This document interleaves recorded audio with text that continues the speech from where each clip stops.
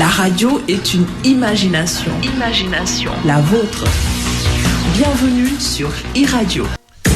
jërë ngeen jëf mbokk yi daleen nag jàmm ci iRadio ak ITV canal 15 de la TNT seen émission e-sport tey la altine ñaar fukki fan ak juróom-benn ci weeru août atum 2019 dañu waxtaanee wàllu football ñëw ci génération foot bi nga xam ne jàll na ci beneen phase u Ligue des champions africaine bu football gannaaw bu mu gagné ca Thiès équipe bu Libéria bi ci ñetti bal ci dara ale ba dañoo gagné woon génération foot benn bal ci dara donc génération foot jàll na war a daje nag ak Zamalek bu Caire donc waa Égypte lay dajeel pour beneen phase bi dañ ñëw également ci championnat nawetaan mi nga xam ne ñu ngi seen phase nationale donc Sékou Seydi dina ci ñëw ci kanam waaye itam daan waxtaanee lépp lu soxal suñu ay internationaux ci wàllu football ndax les championnats européens également intéressé na leen daan ci ñëw ni mu gën a yaatoo ak ay résultats et puis commenter ko daanu ñëw ak yéen également ci li nga xam ne moo soxal suñu gaynde yi ci wàllu basket ndax góor yi ñu ngi waajal seen championnat du monde ca Chine lay amee lii mooy programme bi ci iRadio ak ITV canal 15 bu TNT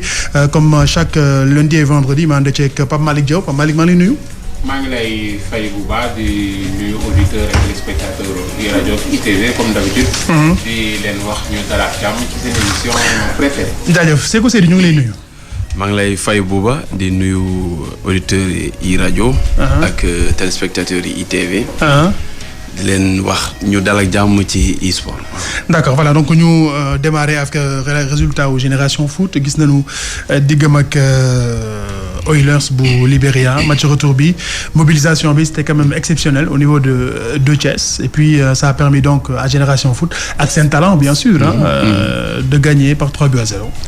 bon face à une équipe boo xam te ne mënoon nañ ko dóor même à l'aller boo dégloo li entraîneur bi wax di Djibi Fall. moo ne ñoom mënoon nañ dóor même à l'aller mais après corrigé nañu erreur yi ñu defoon à l'aller au Libéria ñu ñëw gagné fii. c'est un excellent résultat. ça va leur donner de la confiance pour match bu ñu jëm. surtout ñu ngi jëm ci match bu metti lool mais avec le public de Thiès. c'était évident parce que bu génération foot di jouer contre Jaraaf on comprend que Jaraaf indi ay supporters am génération foot andi supporters am. mais génération foot buy jouer ak beneen équipe bu mu mënta doon sans génération foot muy Jaraaf muy NGB muy keneen. booy joué ak beneen équipe bu nekk beneen réew donc réew mi yëpp moo war a nekk sa ginnaaw keroog loolu lañ gis Thiès donc ci beneen sortie bu ñuy amalaat encore na Sénégalais yi demee noonu. ñu jàppale leen pousser leen à la victoire parce que bu ñu gagné Sénégal moo gagné football Sénégal moo gagné surtout fu ñu football tollu. dafay baax ñu am benn équipe boo xam te ne dafay génn du lot un peu. Pour encore redonner un autre souffle au football sénégalais. Pape Malick Diaw. waaw bon c'est une victoire qui boo xam ne on s'y attendait un petit peu parce que comme ni ko Sékou waxee LPLC Oilers quand même bu fekkee ni ci match aller bi moo gagné 1-0 match retour bi gis nañu largement ni Génération Foot était au-dessus comme ni ma ko waxee même coach Djibi Fall sax wax nañu ko démb à travers benn entretien bi ñu jagleeloon que ni moom il s'attendait à beaucoup plus de buts parce que gars yi quand même am nañu fa ay occasion yoo xam ne score bi mënoon na gën a sévère mënoon na ëpp boog 3-0 donc LPLC Oilers jamono ji defe naa ni souvenir lay doon pour Génération Foot maintenant il faut se préparer pour le Zamalek boo xam ne beneen morceau lay doon. voilà donc Zamalek beneen paire de manches la beneen morceau la je rappelle que ci tour bi Zamalek moom itam dafa génnee benn club somalien bu tudd Dekke Dakar. door ko 7-0 à l'aller et 6-0 au retour donc 13-0 mooy sur l'ensemble des deux matchs le club égyptien bi quand même gagné le club club somalien bi donc ça va être beneen paire de manches comme on le dit et que match aller bi ce sera mi-septembre entre le 13 et le 15 septembre fii à Dakar et le retour au Caire au stade international du Caire beneen paire de manches lay doon beneen public beneen club boo xam ne je rappelle que le Zamalek a plus de 100 ans. Avec plus de 108 ans, 53 trophées, 53 trophées sur le plan continental. Gagné na ay Ligue arabe, gagné na fi Ligue des champions, 5 fois. 5 fois Ligue Coupe CAF. Attention, c'est-à-dire préparer maintenant naka nañu war a waajalee Zamalek quand on sait toute la pression qu'il y aura donc au retour au Caire avec un stade avec plus de 80 000 personnes. Qui seront là pour soutenir cette équipe égyptienne là les chevaliers blancs leen gars yi tuddee donc préparer match boobu moom déjà Pape Malick Bon, préparer match bi avec beaucoup de sérieux parce que c'est une équipe sérieuse tout simplement. Parce que le match aller sera déterminant. On aurait peut-être préféré que match retour bi nekk fii à Dakar mais bon au Sénégal je vais dire mais finalement match retour bu compliqué la ñu nar a am.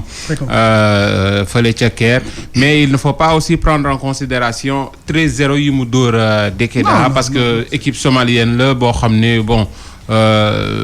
Pesé wul quoi ci balance bi mais quand même Zamalek reste une équipe très très sérieuse quand même 26 titres suma juumul de Coupe d'Égypte 12 championnats tamit c'est pas donné à tout le monde donc Zamalek ak Génération Foot 3 super coupes de la CAF. Bah oui donc c'est dire que club bu xaw a fës la en Afrique. Et puis c'est un club aussi qui a énormément de moyens. Je rappelle que c'est l'un des rares clubs en Afrique yoo nga xam ne ils ont les moyens d'aller chercher un entraîneur boo xam ne mën nañ ko fay 30 jàpp 40 millions de francs CFA ci ay faux quoi. C'est-à-dire c'est un club boo xam ne les entraîneurs c'est un club indépendant. C'est un club qui a énormément de moyens. Maintenant d'accord sur 2 matchs tout est possible hein. Sur 2 matchs tout est possible. Comment aborder match boobu Génération Foot naka la ko war a aborder mais ce qui est clair mooy bu leen recevoir moo xam Thiès lay doon wala xam Dakar lay doon il faudra quand même mettre le paquet. Bon surtout éviter erreur yi ñu def contre l'équipe libérienne. Quand tu as des occasions de but il faut les mettre d'abord il faut démarrer par là parce que booy jouer ak équipe bu mag occasion boo am da nga koy dugal d'abord après ça la défense il faut qu'il y ait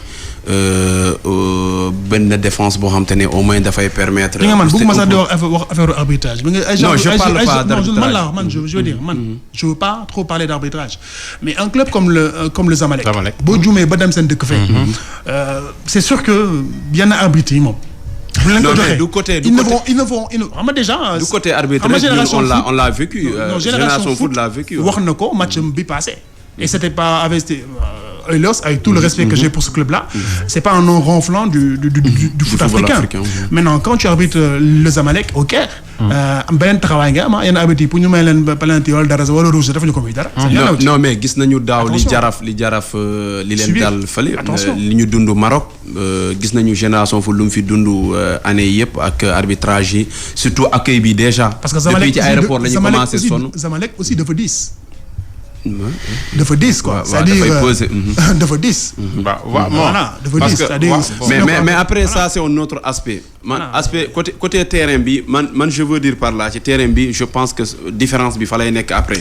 Bon après tout ce que vous allez subir la différence bi terrain bi la nekk surtout éviter def yenn erreurs yi nga xam te ne def nañ ko ci seen dernier match mais surtout une bonne préparation parce que actuellement c'est difficile pour un club sénégalais mu triompher en Afrique parce que déjà le championnat n'a pas démarré donc il faut ñoom ñu trouver des matchs yoo xam te ne peut-être avec les clubs. C'est dans moins de 2 mois aussi. Oui c'est dans moins de 2 mois et puis championnat Sénégal commencé gul club yi bari commencé gu ñu entraîner ak ban club la ñuy jouer donc peut-être ñu gis ak petite catégorie bi amoon nañ chance jouer ak équipe locale bi avec Serigne Saliou donc je crois bien il faut ñu utale yeneen opportunité loolu ñëpp a ci war a jàpp mooy Ligue Pro muy fédération jàppale rek ñu amal préparation bu am solo te bu ñu amee préparation bu am solo da ciy baax. te bu ñu ñëwee fii peut-être même fekkee Thiès la ñuy recevoir également. qu'on fasse le plein et qu'on fasse du bruit wan leen ni également li ngeen mën def au Caire. ñun au Sénégal mën nañ ko def.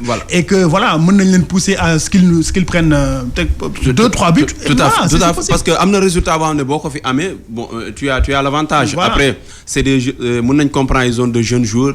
Mais c'est un peu compliqué tu sais le problème avec le foot sénégalais mooy boo xoolee depuis 2004 on n'est pas capable de passer ci yenn cap yi.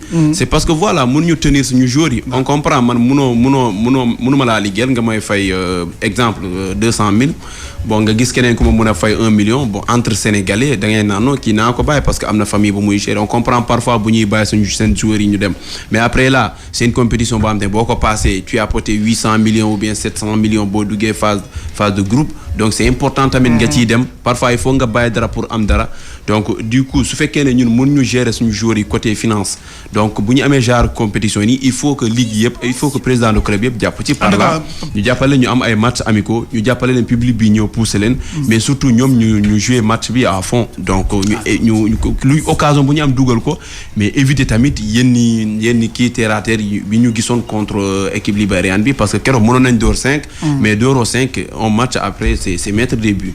Il faut mettre donc Pape Malick Diop, je pense que éliminer le Zamalek, ce sera un exploit pour Génération Foot.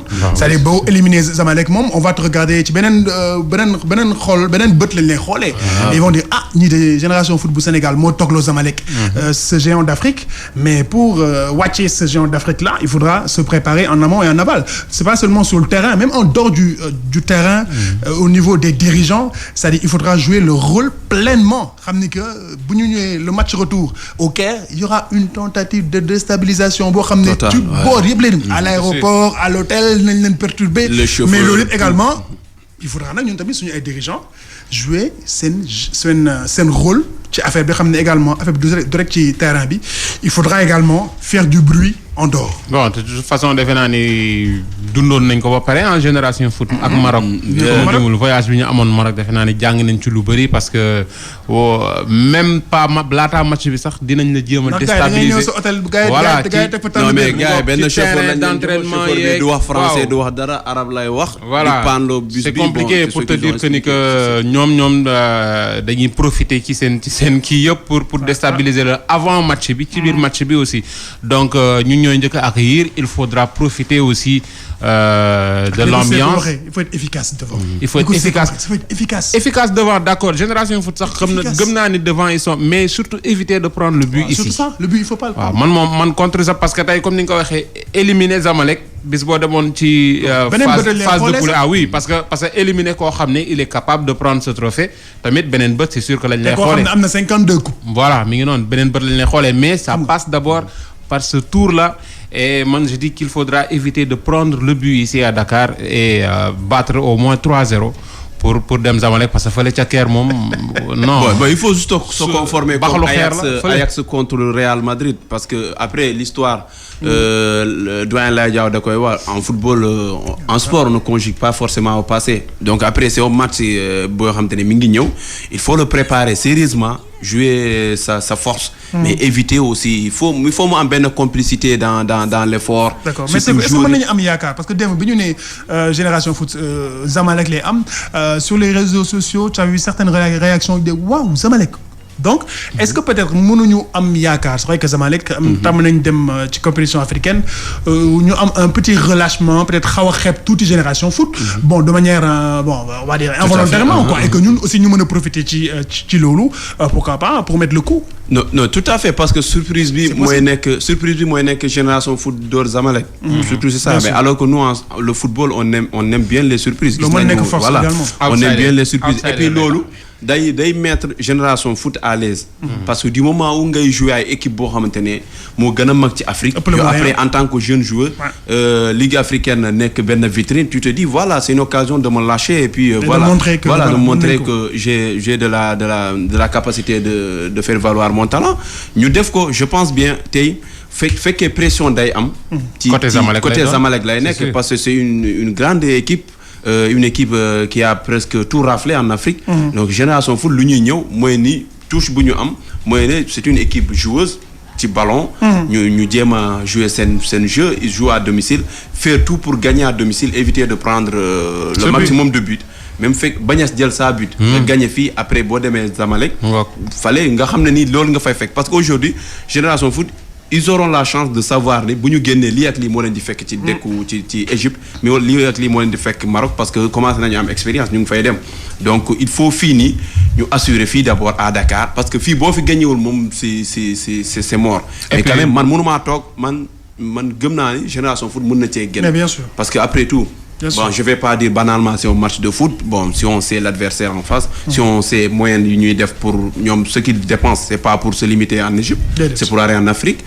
Alors que nous on comprend la situation avec nos clubs, c'est un président qui est là, c'est que 2 personnes qui donnent de l'argent, les sociétés qui sont là n'accompagnent pas, la fédération, le maire même de la commune n'accompagne pas parfois. Donc c'est compliqué pour nos clubs ñuy jéem a def yenn résultats c'est pourquoi parfois mënu leen être on peut pas être trop exigeant aussi ci devant ñoom. mais quand même ensemble boobu yëpp sax day wane ni tout simplement Zamalek mooy favori outsider la ñu mën taxawee waaw Zamalek la ñuy am réaction boobu la ñu mën a am parce que quand même Zamalek xam nga ñëpp xam nañ ko ci Afrique c'était la même réaction Sénégal France waaw le champion du monde qu'on aura ci premier match boo xam ne lii mooy suñu première coupe du monde mais Sénégalais nekk ci pot outsider on te laisse la pression defe naa ni loolu moo ñuy arrangé contre Zamalek et on aime bien ça. On espère, en tout cas on espère et puis on souhaite bonne chance à Génération Foot. Je rappelle que ñoom donc Génération Foot Zamalek Bouker match aller bi diggante le 12 la jàpp le 15 septembre jàpp gu ñu date exactement mais du génn le 15 septembre diggante 12 jàpp 15 septembre donc match aller bi et puis match retour bi sera donc au Caire une semaine après au Caire donc vers la fin du mois de septembre avant la fin du mois de septembre donc dinañ xam exactement ndax dinañ dugg ci phase de groupe yu Ligue des champions yi nga xam ne comme ni ko Seykou waxee c'est entre 700 et 800 millions de francs CFA boo ca qualifié rek moom yaakaar naa 800 millions de francs CFA moom club sénégalais bu ko jot moom ça va. Pendant ce temps ñu ngi jooy benn starting bu ñu war a jox pour ligue bi yëpp 600 millions par an boo amee 800 millions moom. Non kii la bagage la xaalis la 800 millions moom. bagage la de. yow mi boo ko amoon. kan man mu nga amoon léegi nii kon léegi laay wàcc.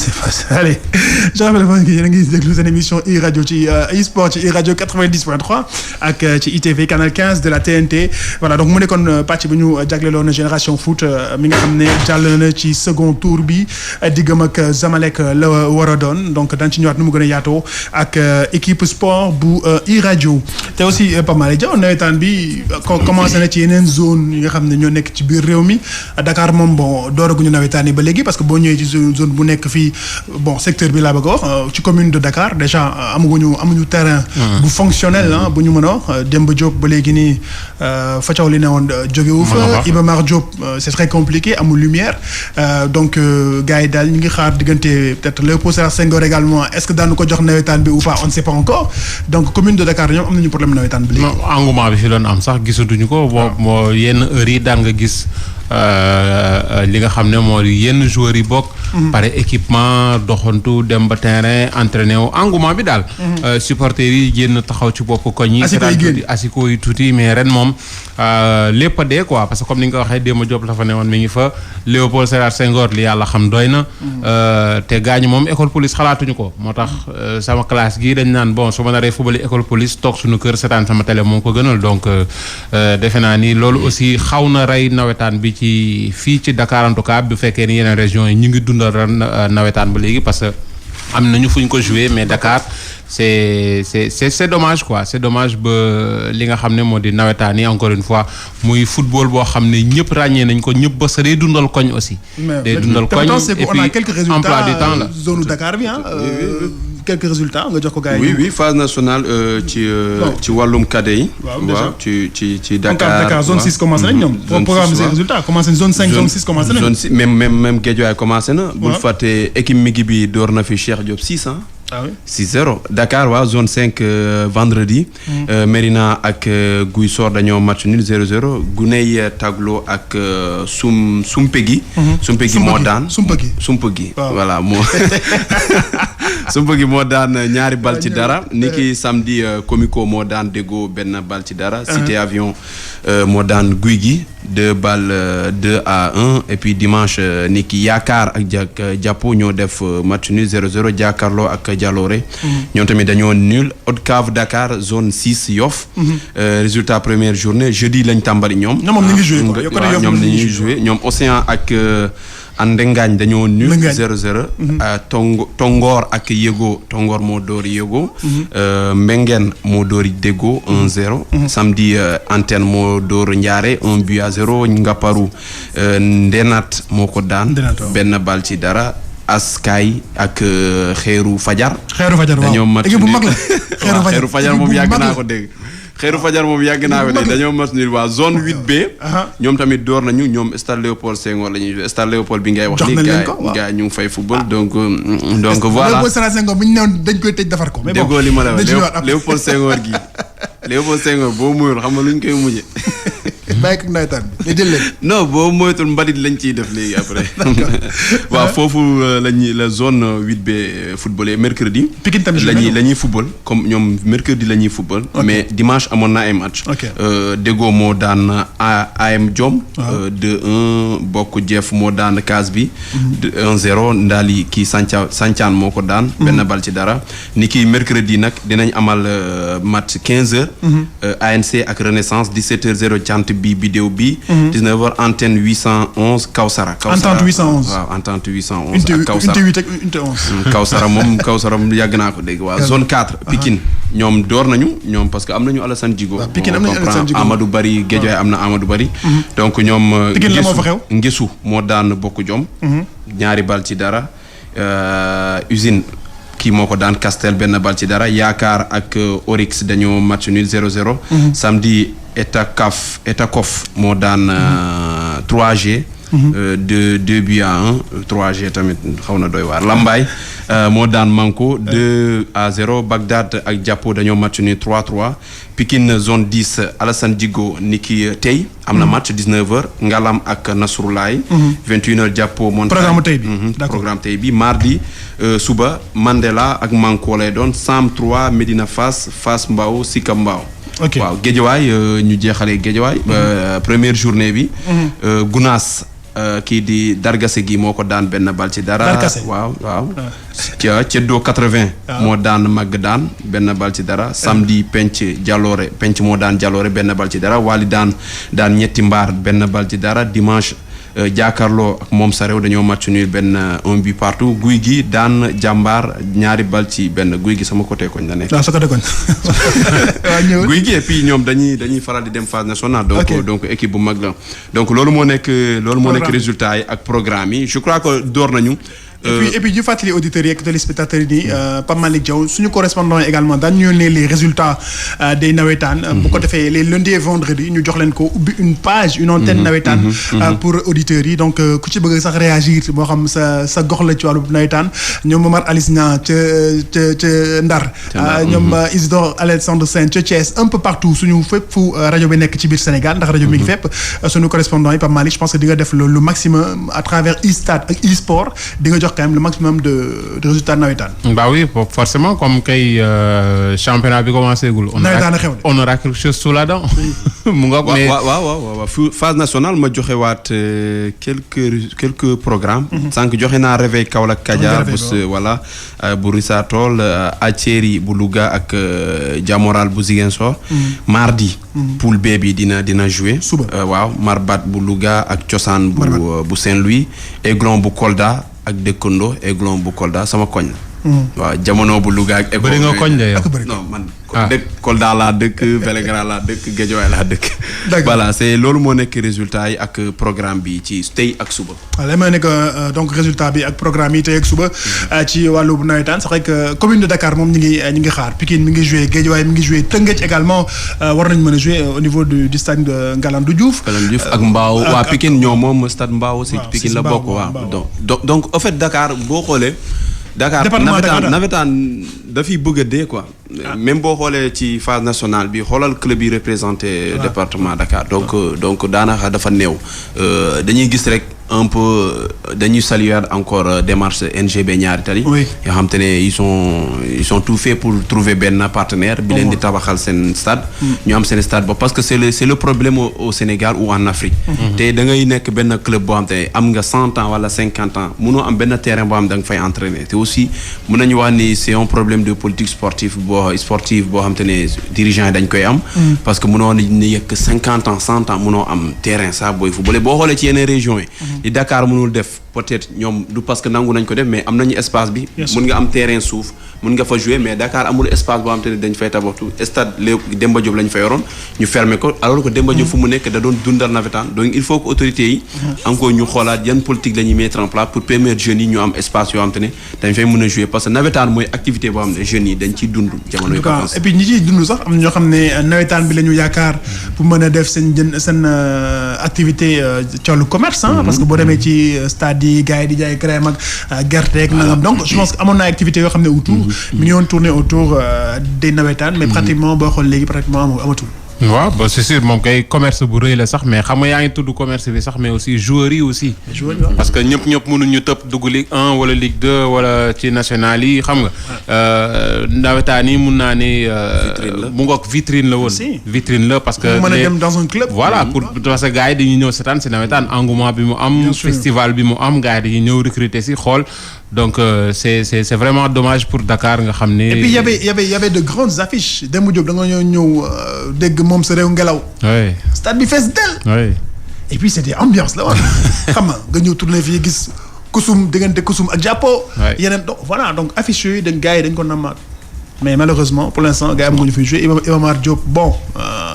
gis ngeen ni mu demee donc c'est vraiment dommage pour le département de Dakar et puis donc ñi ngi am yaakaar ni dinañ trouver une solution parce que quand même bientôt le mois de septembre bu ñu doorul nawetaani moom dina compliqué. solution kay weesuwul defar stade yi fii y a pas jarul. c'est booba ñun lu ñu wut solution. mais gars ñoo non est-ce que ñu benn parti est-ce que Demba Diop duñ ko. gis nga bien ci benn parti bi bàyyi beneen parti bi après c'était compliqué. bientôt bi ñu tappal stade yi la ñuy teggi. te def te tapp ci maintenant. maintenant bientôt rek. c'est que ñun xam luñu suñu problème ñun lu ñu wut solution moo bëri ñuy bëgg a nuru ak woykat boobu lu ñu wut solution moo bëgg a bëri non c'est en fait du lu ñuy wut lu ñuy def la soit ñun dañ koy def wala defuñu ko yaa ngi comprendre parce que stade gis nga ni NGB def xëy di mu wut benn partenaire mu nangul ko defal ko leneen NGB mënoon na ko def depuis des années. yeneen club mën nañ ko def keneen ak keneen. mën nañ ko def c'est des démarches parce que aujourd'hui il faut ñu mettre en place benn politique boo xam ne dafay permettre. société yi nekk fii installé wu Sénégal ñu forcer leen à ce que ñuy liggéeyal suñu activités yi fi nekk ñun activités yi fi nekk jeunes yi fi ëpp. li ëpp dañuy def sport donc sport boobu noonu il faut nga am place bu nga koy defee.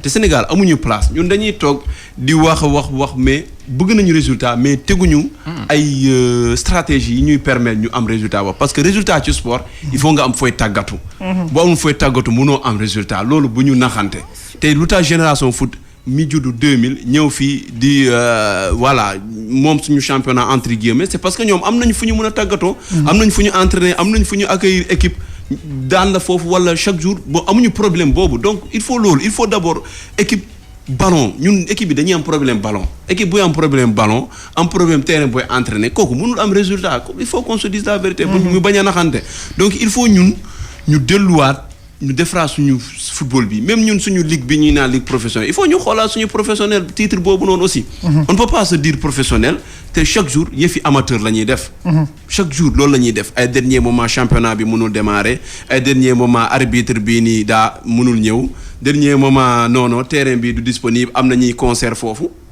c'est ce qui se passe ici c'est les mêmes choses on répète les mêmes choses les mêmes voilà même vécu bi la ñuy am ça n'avance pas on tourne rond donc il faut ñu xoolaat soit ñi fi nekk ñooy xoolaat seen bopp wala ñu xool ñeneen ñoo xam te ne jàpp nañ ne am nañu xam-xam mën nañ ci jàpp ñu ñëw parce que aussi mënoo yor sa xam-xam rek yem ci jàngi woo am keneen ku jàng nga yaakaar ne bu ñëwee toog sa wet da lay yàqal c'est ça le problème aussi au Sénégal am na boroom xam-xam yi fi nekk mu ñu leen xëcc seen wet c'est parce que pour ñoom kooku da leen di yàqal seen place c'est pas ça le football suñu football la il faut ñu liggéey ci jóge ci ces détails là duñu musa professionnel duñu musa avancé da ngay génn am benn Berkane mu daan la wala nga génn am benn Zamalek bon après tout notre football ça vaut quoi.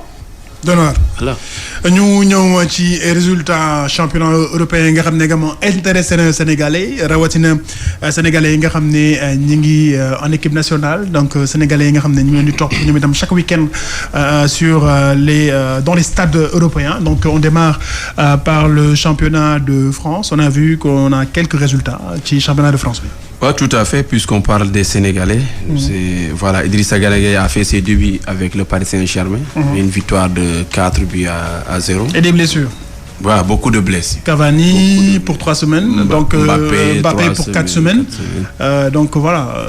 ak Abdou Diallo moom ay vertige la moo tax mu génn donc voilà quoi. Bon surtout ñun dañuy accentuer. Et le cas Neymar ba xam ne ba léegi ni kenn réglé gu ko dina dem du dem je rappelle que marché des transferts bi en France mi ngi tëj le 2 septembre. laata mooy ubbiwaat au mois de décembre mais Neymar ba léegi nii une solution n'a pas été trouvée ñi ngi waxtaan mais mën na am mu toog PSG parce que ba léegi nii Barça ak Real mi nga xam ñooy nekk di xëccoo amagul une proposition concrète en tout cas parce que Paris nee na xaalis la bëgg. boo joxul xaalis moom duñu bàyyi Neymar mu dem te Neymar également vu situation bi ni mu demee nii PSG soxla na ko ba tey. non PSG soxla na ko parce que démb bi Mbappé génnee xam nga non Cavani bi mu génnee Choupo-Moting moo dugg après Mbappé bu mu génnee la Zagreb dugg. c'est Arthur Zagreb voilà la dugg.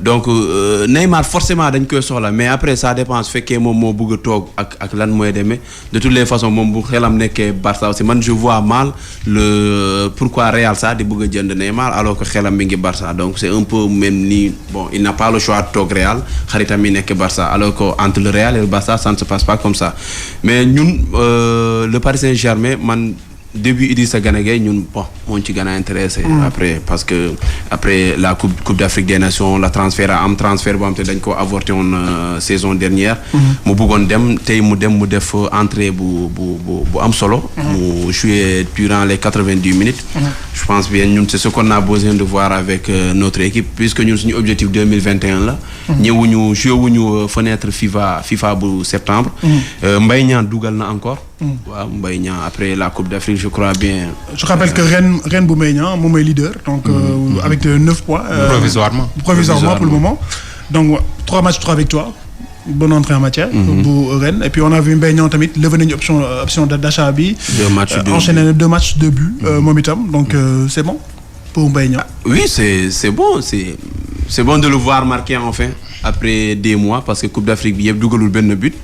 pour un attaquant certainement loolu dalay frustré donc bu ñëwee après am benn repos reprendre nekk en forme sénégalais yi dañ ciy content parce que on prépare les autres sorties. Edouard Mendy góolu ren bu bees bi tamit jàpp na penalty ci match bi. premier match am. penalty mu jàpp ko bon da koo jëli carrément bon Edouard Mendy quand même.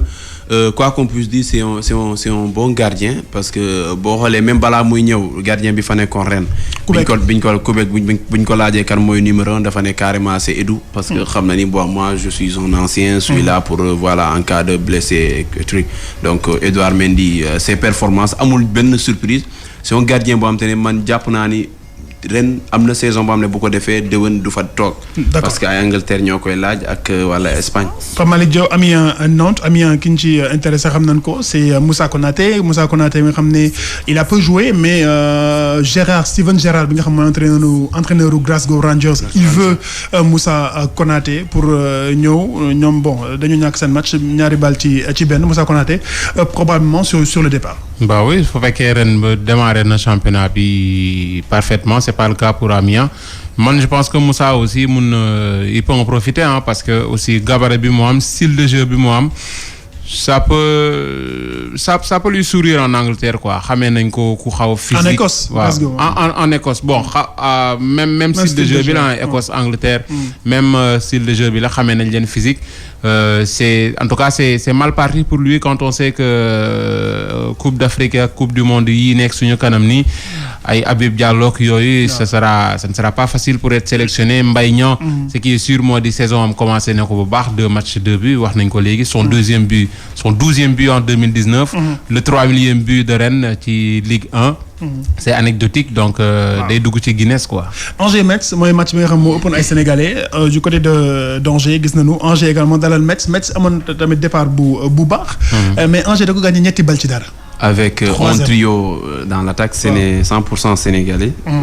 Niane Diallo ak Opanguet. mais quand même après Metz il faut s'attendre. Angers ñu ngi doon xaar Sada Thioub mais bokkul woon. waaw ñu ko doon xaar. waaw Angers Sada Thioub footballul moo nekk seen recrue bi après Coupe d'Afrique bi. mais man je crois que Metz il faut s'attendre à ça ci saison bi bon défaite victoire mais quand même ñu jéem a des Ligue 1. parce que seen défense bi quand même défense bi ñu yor bu ñu ko renouveler wul dina métti trop parce que défense la boo xam te ne.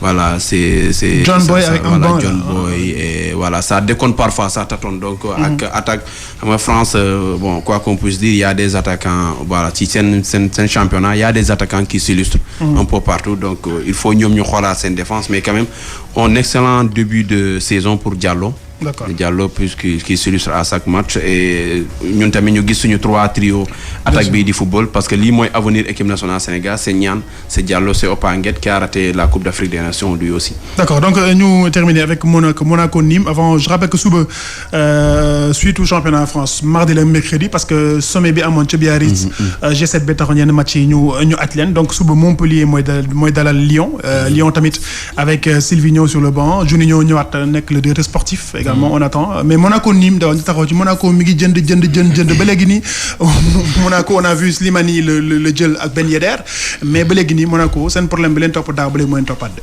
mooy défense wala. waaw ils prennent trop de buts.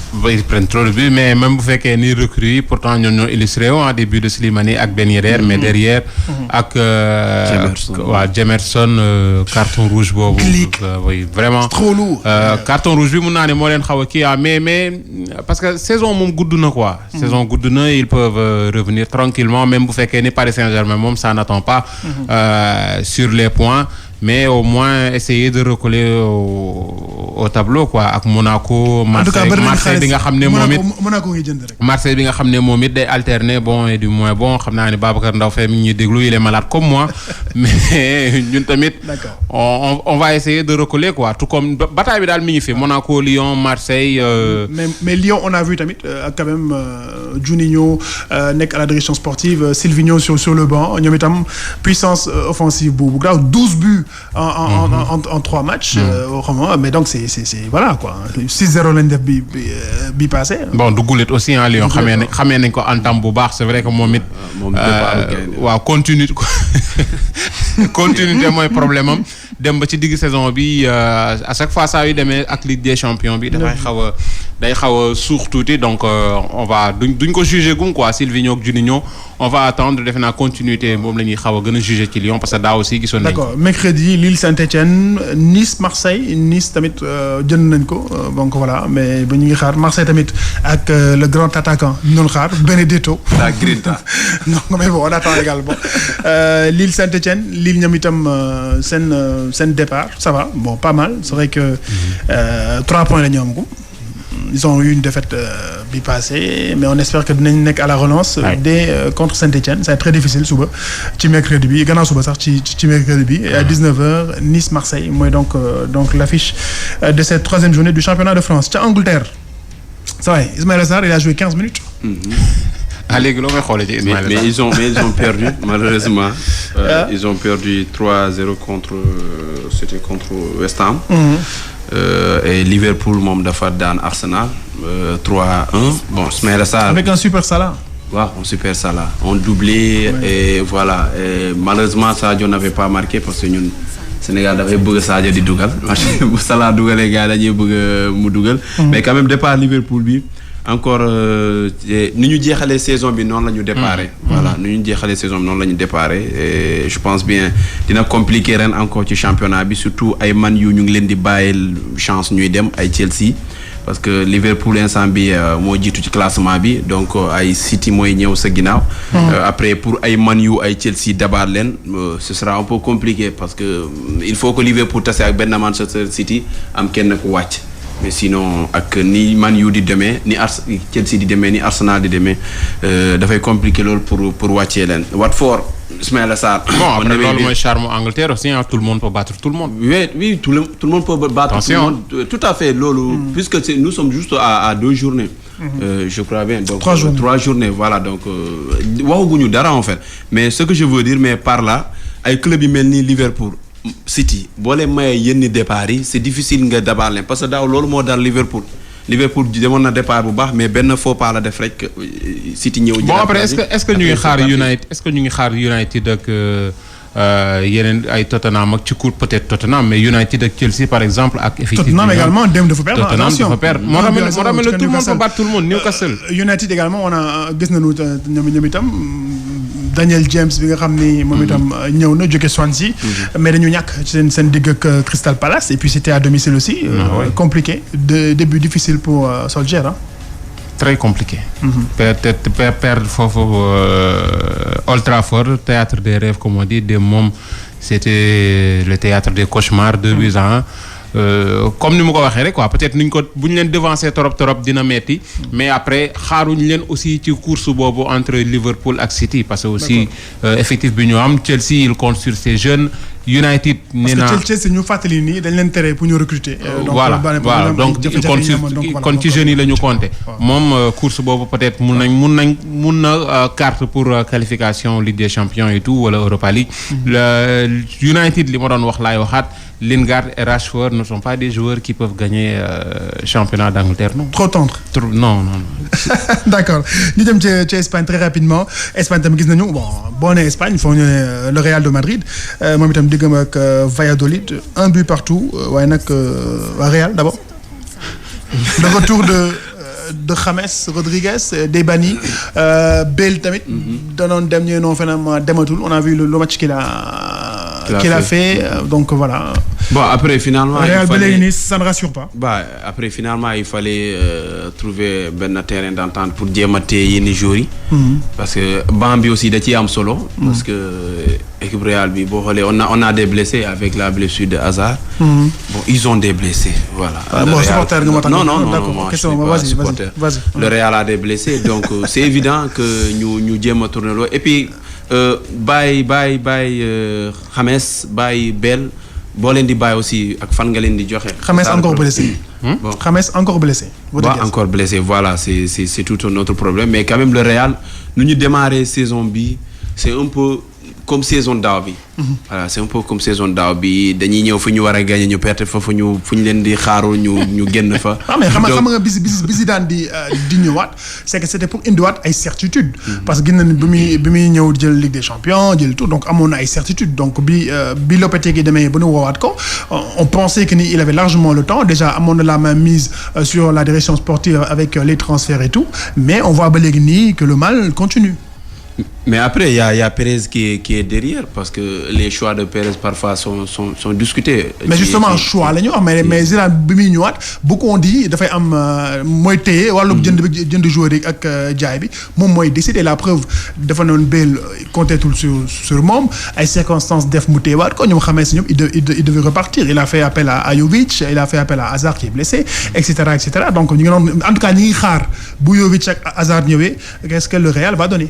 mais sinon aussi parfois ci choix parce que mënoo jël benn Rodrigo nga bëgg koo joxe pour téye benn Vinicius Junior nga joxe Reguilón pour yor benn Marcelo avec derrière ça nga am. Mendy blessé également je rappelle donc je crois bien parfois ci choix yi c'est un technicien on peut pas le juger par ses choix il est payé pour choisir mais parfois il y a pas une cohérence entre ce qu'il dit et ce qui se voit sur le terrain. en tout cas ñu ngi xaar ñu jeexal ak le FC Barcelone Barça a gagné Betis Séville 5-2 ñu gis match bi dafa tàmbale rek pratiquement 10-13 minutes de jeu Nabil Fekir toj Chaki mais bon après Grisou est revenu je rappelle que démb Messi joué wul Suarez joué wul mais Griezmann quand même qui a bien entamé championnat am ci.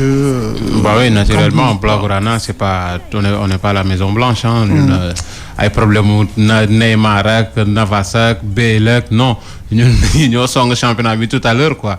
massa coono mais bon on a vu un Barcelone boo xam ne très calme aussi et pourtant sans Messi sans Suarez déroulé tranquillement Antoine Griezmann double buteur Vidal buteur Sergio Roberto passeur donc defe naa ni ñoom it il termine comme il a. mais ñuy xaar la confirmation. il commence comme il avait commencé que le Barça après 2 journées à 3 points.